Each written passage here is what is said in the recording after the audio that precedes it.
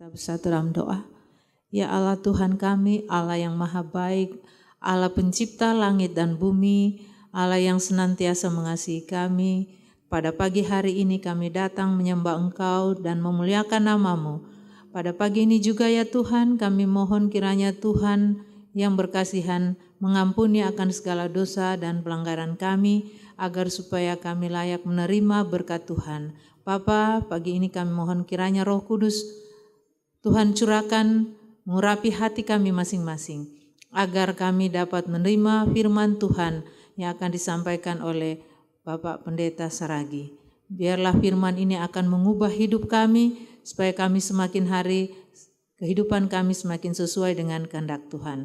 Biarlah Roh Kudus melipat ganda Tuhan curahkan kepada Pendeta Saragi, agar dapat berkata-kata setuju dengan kehendak Tuhan. Memberkati perbaktian kami ini dari awal hingga akhirnya, dalam nama Tuhan Yesus yang sudah menjadi penebus kami berdoa. Amin. Kita menyanyi lagu tema. Kami senang bekerja, memberitakan Injil, pergi mengabarkan Injil ke kota, gunung dan lembah, bekerja dengan sekuat tenaga, sampai dunia penuh dengan terang. Tentang Dia yang mulia, yang menderita, agar manusia dibenarkan. Segalanya buat Kristus, kerja, cinta dan setia kami. Segalanya buat Kristus, pujian, hormat dan sembah. Segalanya buat Kristus, Dia berkorban buat kita. Dengan syukur kami nyanyi sorak, selamanya buat Kristus.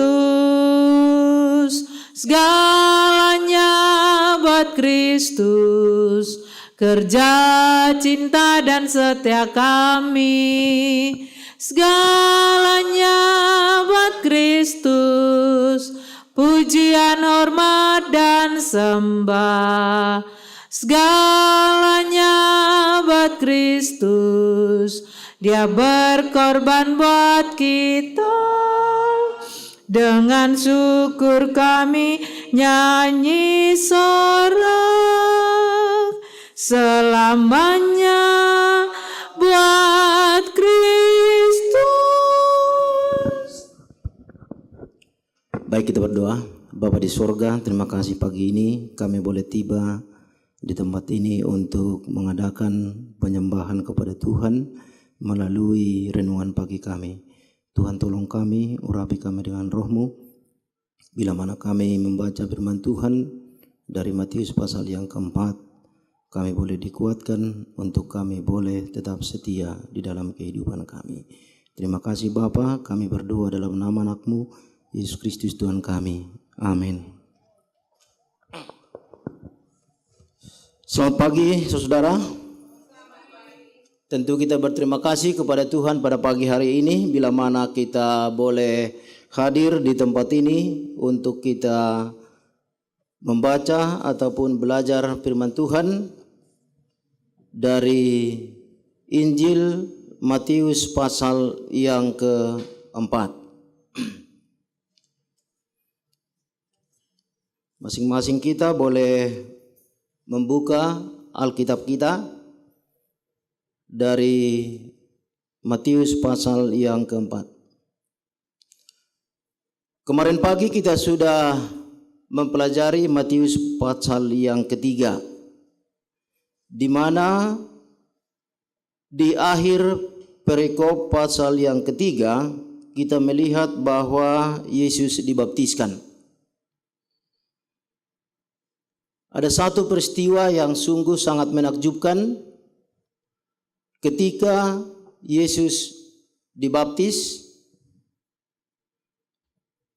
di mana dikatakan bahwa terdengarlah suara dari sorga, dan suara itu dari Allah sendiri, yang menyatakan, inilah anakku yang kukasihi, kepadanya lah aku berkenan. Ini mengingatkan kepada kita sekarang bahwa setiap orang yang dibaptis, mereka itu juga menjadi anak-anak Allah. Allah tidak pernah berkata, inilah anakku yang kukasihi, kepadanya lah aku berkenan, pada waktu Yesus memberikan mujizat ataupun menyembuhkan orang, ataupun waktu memberikan makan 5.000 orang. Tetapi perkataan itu Allah ucapkan pada waktu Yesus menerima baptisan. Mengingatkan kepada kita bahwa setiap orang yang menerima baptisan dengan pertobatan, tentunya kalau kita, Yesus tidak dengan pertobatan, walaupun telinga kita tidak dapat mendengar karena telinga kita adalah telinga orang berdosa, tapi saya punya keyakinan bahwa perkataan itu juga Allah ucapkan pada waktu kita dibaptis. Segera setelah baptisan itu selesai, Alkitab menceritakan, saudara, bahwa Roh Allah membawa Yesus ke padang gurun. Untuk apa, saudara? Roh Allah bawa dia ke padang gurun. Ini sesuatu yang sangat menarik. Mengapa? Di padang gurun tidak ada orang, saudara. Tidak ada makanan di sana. Tidak ada rumah tempat tinggal. Tidak ada hiburan di sana. Tempat yang sepi. Tetapi kesanalah Yesus dibawa oleh Rohul Kudus. Apa kira-kira yang ada di padang gurun, saudara? Ya, hutan tentunya. Belukar ada di sana. Binatang yang jinak juga ada di sana. Binatang liar apalagi, pasti lebih banyak, ataupun binatang buas. Kesepian yang ada di sana, saudara. Ya, kegelapan malam. Itulah yang ada di padang gurun. Tidak ada di restoran di situ, Pak Daniel. Ya, rumah makan pun tidak ada. Ya. Bisa saja kita tidak mengerti mengapa Yesus harus dibawa oleh Rohul Kudus ke padang gurun setelah dia dibaptiskan.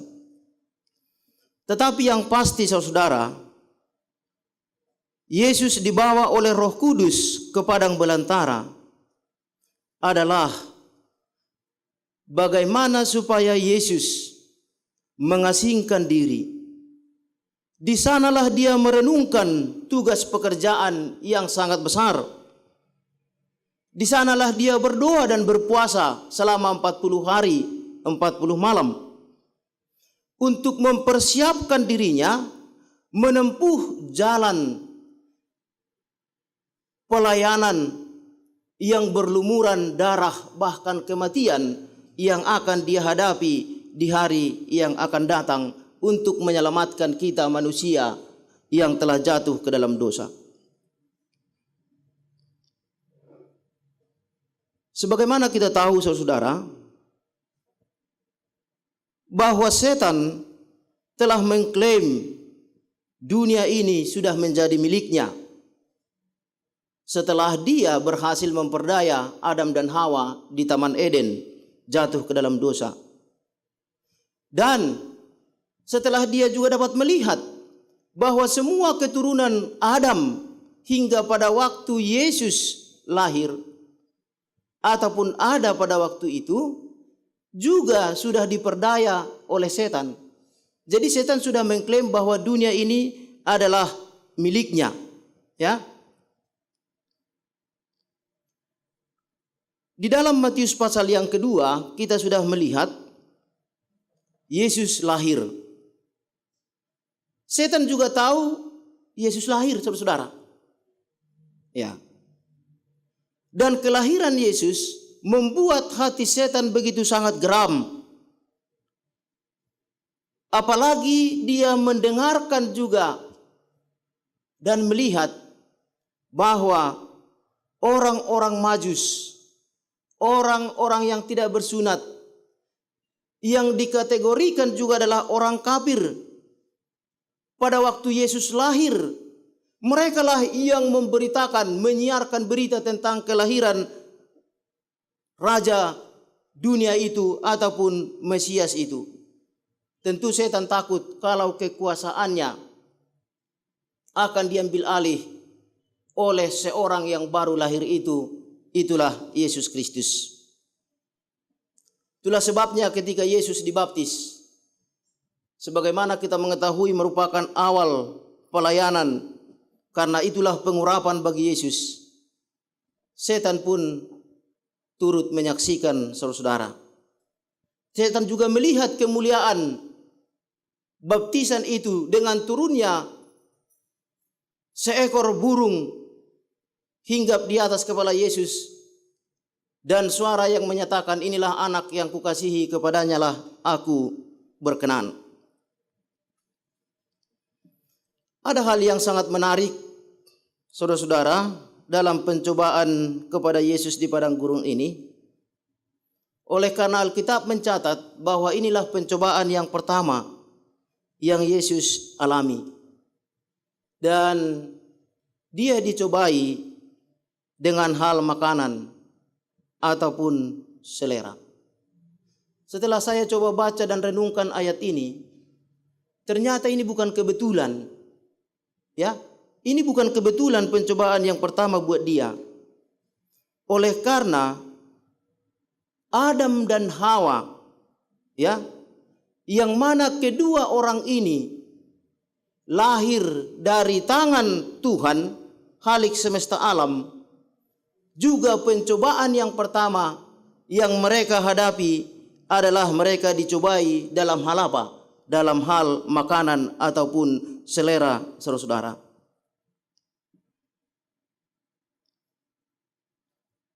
Adam dan Hawa lahir dari tangan Allah.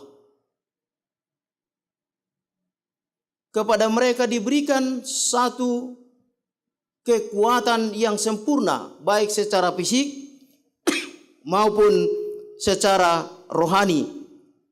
Tetapi mereka masih jatuh dalam hal selera. Itulah sebabnya dikatakan bahwa sebagaimana kedua manusia yang pertama itu telah jatuh ke dalam dosa dan mengawali kebinasaan, maka pencobaan yang sama mengenai selera dihadapkan kepada Yesus, dan Yesus membuktikan bahwa dia bisa menang atas selera makan tersebut. Jadi saudara, hati-hati dengan selera kita juga. Ya, seringkali kita tidak sadar bahwasanya kita sudah digoda oleh setan dengan berpikir di restoran mana lagi makanan yang paling enak.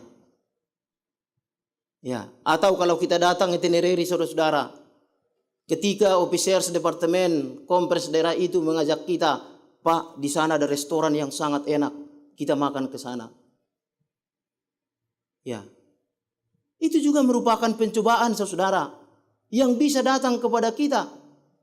Dan kita harus mengingat bahwa Adam dan Hawa jatuh ke dalam dosa oleh karena hal selera, saudara-saudara. Yesus sebagai juru selamat dikatakan, di mana kebinasaan itu telah dimulai oleh selera, di situ jugalah pekerjaan penebusan harus diawali. Sebagaimana Adam dan Hawa jatuh dalam pemanjaan selera, demikian juga oleh penyangkalan akan selera, Yesus beroleh kemenangan. Setan tentu tahu bahwa Yesus sudah sangat lapar pada ketika itu, karena dia sudah tidak makan selama 40 hari. Kalau kita baca dalam Lukas pasal 4 ayat yang kedua, kelihatannya bahwa selama 40 hari itu Yesus memang tidak makan. Tapi diyakini bahwa dia minum, karena tidak mungkin ya orang bisa hidup selama 40 hari 40 malam tidak makan dan tidak minum. Kondisi Yesus pada saat dia dicobai saudara sangat mengerikan. Inilah kondisi Yesus pada saat dia dicobai setelah berpuasa 40 hari. Boleh kita baca di dalam Yesaya pasal 52 ayat yang ke-14. Saudara boleh berpindah ke Yesaya pasal 52 ayat yang ke-14, dikatakan sebagai berikut. Seperti banyak orang akan tertegun melihat dia, begitu buruk rupanya, bukan seperti manusia lagi, dan tampaknya bukan seperti anak manusia lagi. Inilah kondisi Yesus setelah berpuasa 40 hari lamanya. Rupanya begitu buruk. Coba saudara, 3 hari aja kita tidak makan, pasti kita sudah sangat lemah. Wajah kita sudah pasti berubah. Apalagi Yesus 40 hari 40 malam dia tidak makan. Kondisi seseorang dalam keadaan seperti itu saudara, sepotong roti tentu adalah merupakan apa? Kehidupan ataupun keselamatan. Ya, segenggam nasi adalah merupakan keselamatan bagi orang yang sangat kelaparan seperti kondisi Yesus pada waktu itu. Dan mungkin makanan yang basi pun rasanya apa? Rasanya enak saudara. Itulah sebabnya dikatakan menu yang paling enak adalah pada saat kita apa? Lapar. Ya, kalau waktu kita kenyang mau makanan senak apapun, ya rasanya biasa-biasa saja. Tapi kalau ketika kita lapar saudara, pisang goreng pun rasanya keju. Ya, jadi Yesus 40 hari tidak makan. Ya, dia sangat butuh roti saudara. Sepotong roti sangat dia butuhkan. Dan disitulah si penggoda itu datang untuk mencobai dia. Dan memang satu-satunya kebutuhan yang paling terbesar bagi Yesus dalam kondisi seperti itu adalah makanan apa? Jasmani. Karena dia memang sudah sangat lapar, tidak ada yang lain. Kesempatan inilah yang dimanfaatkan oleh setan saudara. Setan tidak mau kehilangan peluang. Setan tahu Yesus butuh apa pada waktu itu. Jadi kita juga harus hati-hati. Setan selalu menggunakan kesempatan. Dia tahu semua peluang saudara. Ya, setan tahu apa kebutuhan kita. Jangan pernah berpikir bahwa hanya Tuhan yang tahu kebutuhan kita. Yang tahu kebutuhan kita yang pertama kita, walaupun tidak sepenuhnya. Lalu Tuhan tahu kebutuhan kita. Tapi jangan lupa bahwa setan pun tahu betul apa yang menjadi kebutuhan kita. Ketika kita tidak dapat mengendalikan hati kita saudara. Ketika roh Tuhan tidak berbicara di dalam hati kita.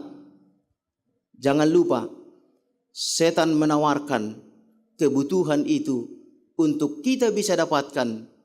Walaupun mungkin dengan cara kelihatan seperti benar, tetapi ternyata cara itu bukan lagi cara yang apa? Bukan lagi cara yang benar. Kita lihat apa yang dikatakan oleh setan kepada Yesus.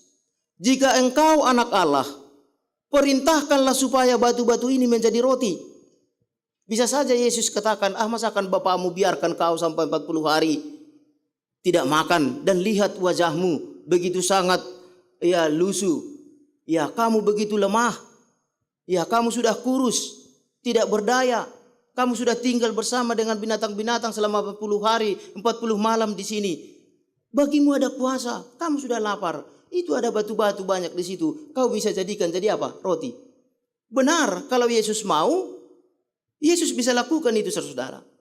Tetapi kalau Yesus melakukan itu, dia sudah menyerahkan dirinya kepada setan dan dia pun sudah dikalahkan oleh setan.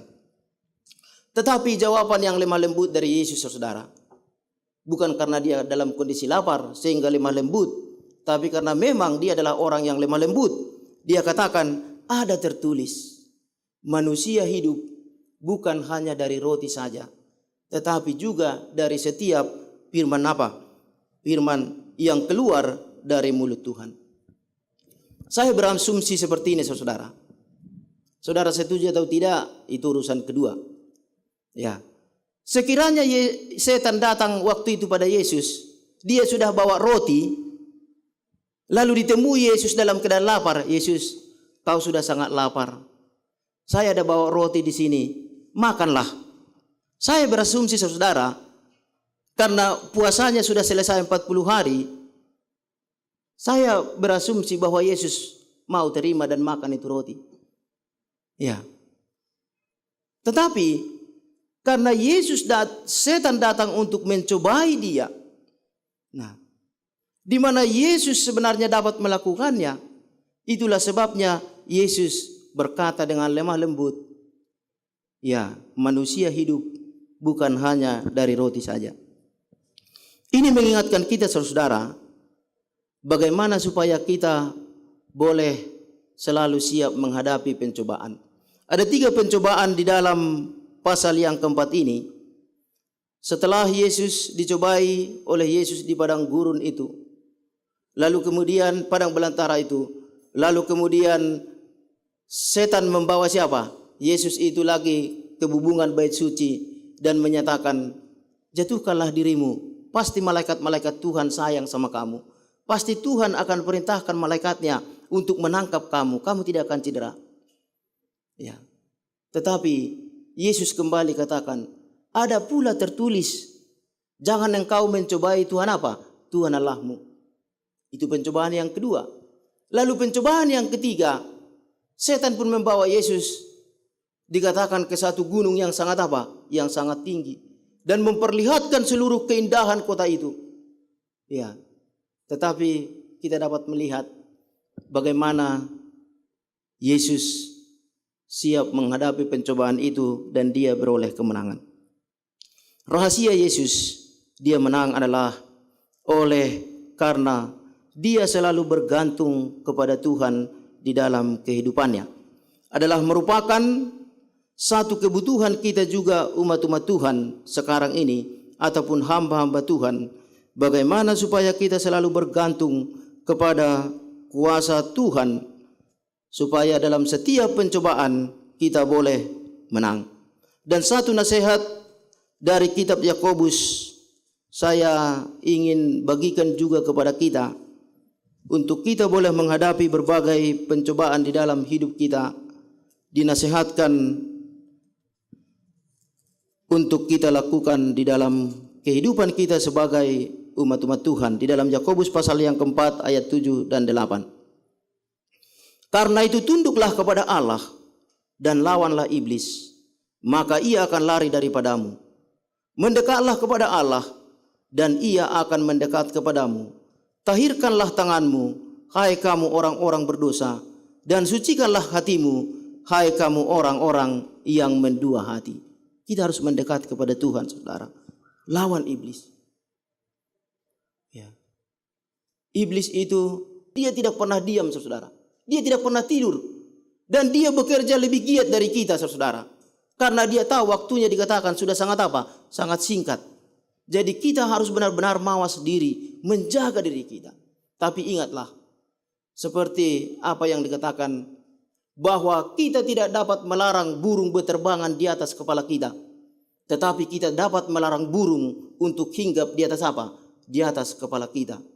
Kita juga tidak dapat melarang iblis setiap saat datang menggoda kita melalui selera, melalui kekuasaan, melalui jabatan, ambisi dan lain sebagainya. Kita tidak bisa larang setan.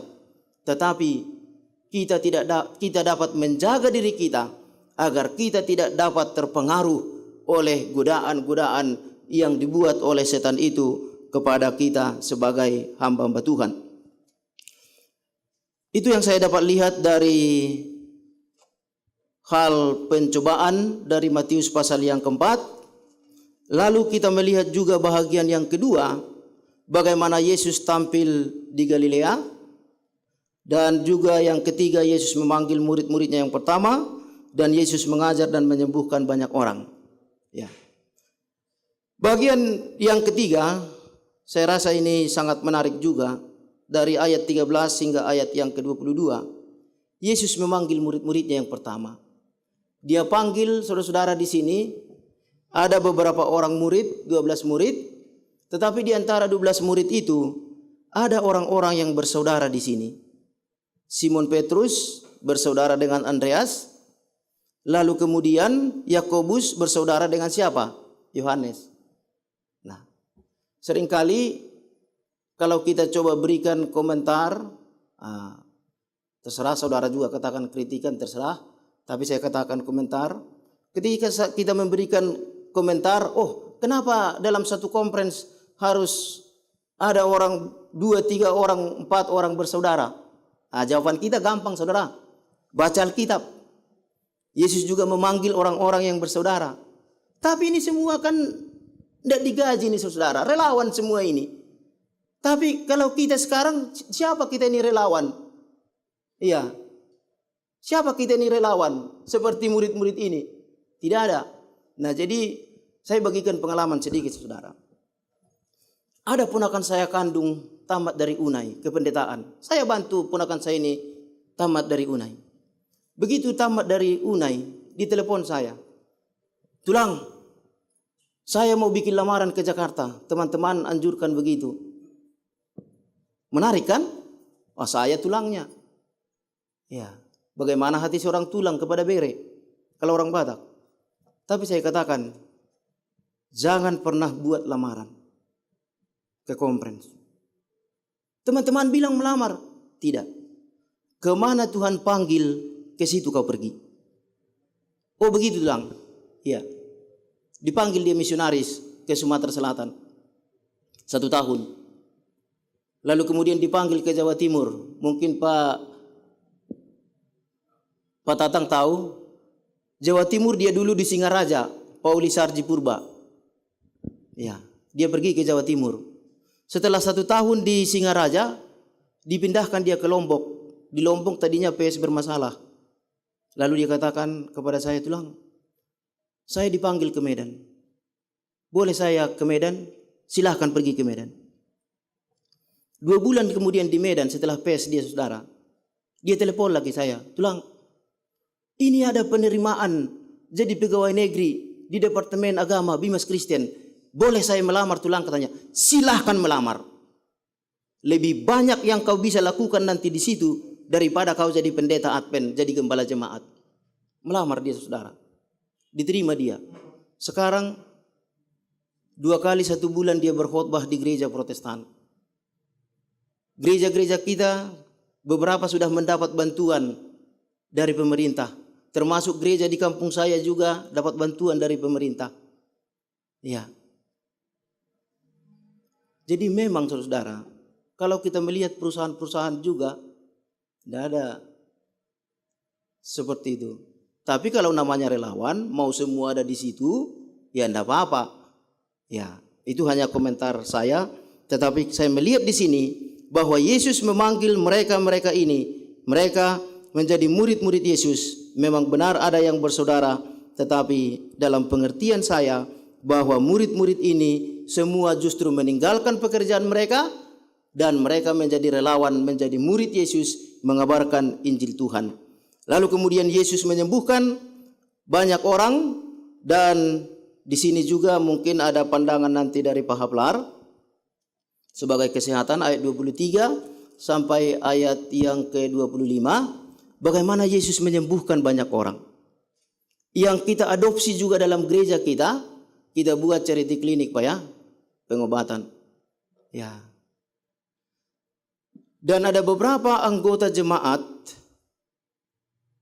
yang menyatakan bahwa harus dilakukan pengobatan setiap hari Sabat. Nah, lalu saya berikan argumentasi begini. Yesus tidak pernah mengobati. Tetapi Yesus menyembuhkan. Ya. Yang kita lakukan mengobati, mendiagnosa. Ya. Jadi karena pengobatan itu gratis saudara, dia hanya batuk 1 kali 2 kali, minum air hangat saja sebenarnya bisa sembuh. Tapi karena pengobatan gratis ada, mereka datang apa? Berduyun-duyun. Ya, dan kita buat aktivitas ya pada hari Sabat dan kita katakan bahwa ini lebih penting daripada mengikuti kegiatan ibadah di gereja pada hari Sabat. Ya, ini juga merupakan ya satu hal yang kita dapat lihat untuk bisa diberitahukan kepada anggota jemaat bahwa Yesus bukan mengobati tetapi dia menyembuhkan. Artinya kalau kita pada hari Sabat, marilah kita pergi berdoa kepada orang-orang yang sakit, ke rumah sakit, di mana saja, tanpa harus mengadakan ceriti-ceriti klinik ataupun pengobatan-pengobatan ya seperti yang diharuskan oleh beberapa orang. Tetapi yang pasti kita dapat melihat di sini bahwa Yesus selalu memberikan pelayanan yang maksimal di dalam pelayanannya. Oleh karena untuk itulah dia dipanggil dan dia selalu berserah kepada Tuhan di dalam pelayanannya, dan itu jugalah yang kita harus lakukan. Dan tetaplah dekat kepada Tuhan supaya bila mana pencobaan itu datang sebagaimana kepada Yesus, dan seberat apapun pencobaan itu, marilah kita selalu dekat kepada Tuhan agar kita lebih peka dan lebih mengerti apa rencana Tuhan di dalam kehidupan kita, sehingga kita beroleh kemenangan atas pencobaan yang datang kepada kita.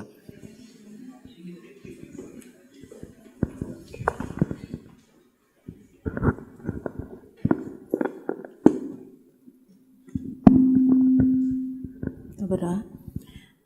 Tuhan Bapa kami di surga, puji syukur kami panjatkan kepadamu atas segala berkat dan pertolongan Kau berikan. Bapa, berkatilah kedua nama yang telah dibacakan kening servis kami Tuhan, supaya mereka semakin semangat bekerja dan mereka menjadi bisa juga menjadi buah-buah bagi orang lain, sehingga orang lain bisa menerima kebenaran dari mereka Tuhan. Tuhan, berkatilah juga year end meeting yang diselenggarakan di divisi. Berikanlah keputusan yang bijaksana supaya keputusan-keputusan yang diambil menjadi kebaikan bagi semua. Berkatilah juga year end meeting yang akan kami selenggarakan juga Tuhan, yang nanti bulan Desember, supaya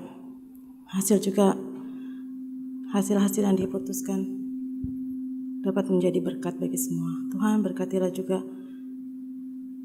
berikanlah juga penghiburan bagi yang berduka Tuhan, Bapak, keluarga Pak Manulang sama keluarga Situmorang, supaya mereka yang berduka dapat dihiburkan dan menjadi kesukacitaan bagi keluarga Tuhan. Tuhan, doa ini kami panjatkan kepadamu. Terima kasih Bapa, dalam nama Tuhan kami berdoa. Amin.